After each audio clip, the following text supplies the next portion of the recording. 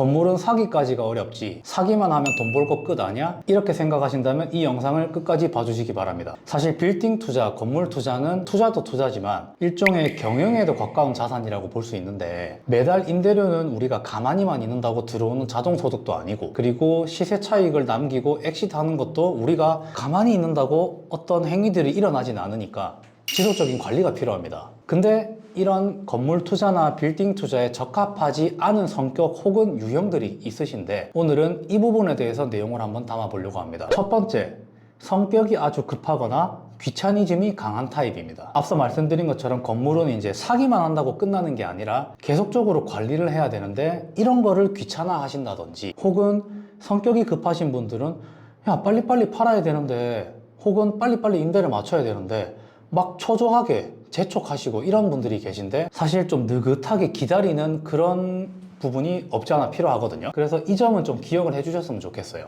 두 번째는 숫자에 약한 타입입니다. 건물주가 되면 엄청난 종류의 숫자들과 마주하게 되는데 내가 매입하는 금액 그리고 나중에 엑시트할 때는 매각 금액 그리고 그거에 따른 시세 차익, 살 때는 취득세, 팔 때는 양도소득세, 가지고 있는 동안에는 보유세 그리고 매달 들어오는 임대료, 임대 수익률, 각종 지출들, 기타 부대 비용들까지 수많은 종류의 숫자와 마주하곤 하는데 물론 저와 같은 이제 공인중개사나 혹은 세무대리인을 통해서 천천히 뭐 계산을 해보고 대응하기도 가능하지만 하시다 보면은 즉각적으로 숫자에 대응을 하셔야 되는 상황들이 사실 많이 발생을 하거든요. 그래서 보다 숫자와 좀 친숙한 면이 필요합니다. 세 번째는 사람 상대하는 걸 극도로 꺼리는 타입입니다. 이 부분은 저 개인적으로도 진짜 중요하다 생각하는 부분인데 건물 전체를 내가 통사옥으로 쓰지 않는 한 혹은 상가주택에서 내가 거주를 하면서 밑에 영업장을 쓴다든지 이런 게 아닌 이상 최소한 한두 명의 임차인부터 많게는 뭐 대여섯 명 그리고 10명 이상의 임차인을 상대해야 하는 경우도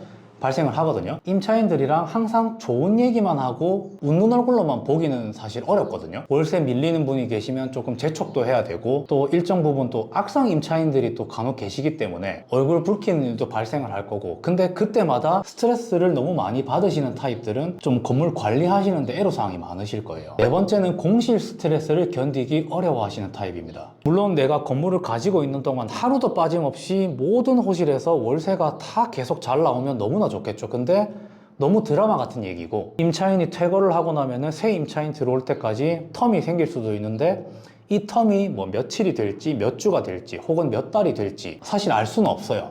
근데 이럴 때마다 막 초조해서 발만 동동 구르고 사실 그런다고 해결되는 건 없거든요. 그때는 오히려 이제 좀 나서가지고 내 건물 인근의 요즘 시세는 어떤지 좀 분위기는 어떤지 이런 거를 파악하신다든지 혹은 임차인에게 어떤 메리트를 줄 수 있는지 뭐 시설적인 부분이라든지 렌탈 프리 기간이라든지 이런 것들을 조금 강구해 보시는 것도 좋을 것 같습니다. 그리고 그 다음으로는 장기적인 관점보다 단기 수익에 극도로 집착하시는 타입입니다. 클릭 한번 손짓 한 번으로 우리가 돈을 버는 컴퓨터 게임이 아니거든요. 그리고 단타형 주식처럼 며칠 만에 돈을 버는 그런 주식도 아니고 사실 코로나 시기에는 좀 특이하게도 짧게는 몇 달 혹은 조금 길다 해도 1, 2년 만에도 시세 차익을 많이 보시고 엑시트를 하신 분들이 계시긴 하는데 지금은 그때랑은 분위기는 사실 많이 달라졌어요. 그렇기 때문에 요즘 같은 분위기에서는 조금 중장기적인 관점에서 긴 호흡으로 빌딩 투자를 하시는 것을 추천드립니다. 마지막으로는 명확한 계획이나 플랜 없이 남들 하니까 타입입니다. 이 타입이 사실 진짜 최악이라고 생각을 하는데 요즘 유튜브나 뭐 그 외 SNS들을 보시면은 얼마밖에 없는데 어떤 건물을 샀다더라 얼마 가지고 건물주가 됐다더라 이런 것들을 사실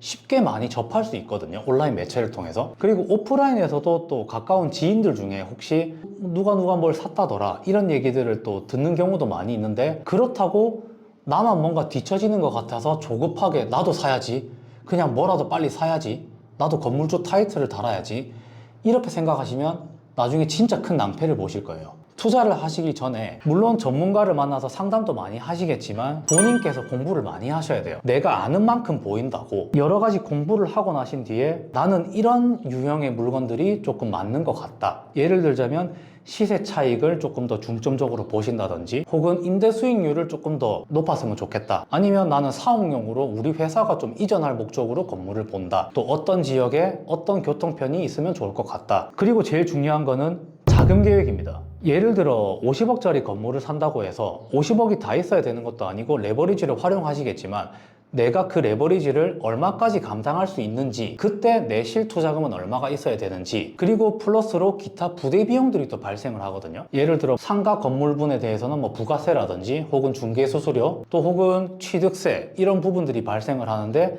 이런 것까지 계산을 안 해두시면은 나중에 갑자기 이제 뭐 금전적인 요구를 했을 때 되게 당혹스러우실 수 있어요. 그렇기 때문에 내 상황에 맞는, 내 자금에 맞는 정확한 플랜을 세우시고 투자에 접근하시는 걸 추천드립니다. 오늘은 이렇게 빌딩 투자하면 안 되는 유형들에 대해서 몇 가지 말씀을 드렸는데, 안 된다기보다는 사실 좀 이런 점들을 조금 더 조심해서 조금 더 대비해서 하셨으면 좋겠다 하는 마음에 찍은 영상입니다. 조금이나마 이제 도움이 되셨으면 좋겠네요. 그럼 오늘 영상은 여기까지 하도록 하겠습니다. 이상 빌딩 자이언츠였습니다. 감사합니다.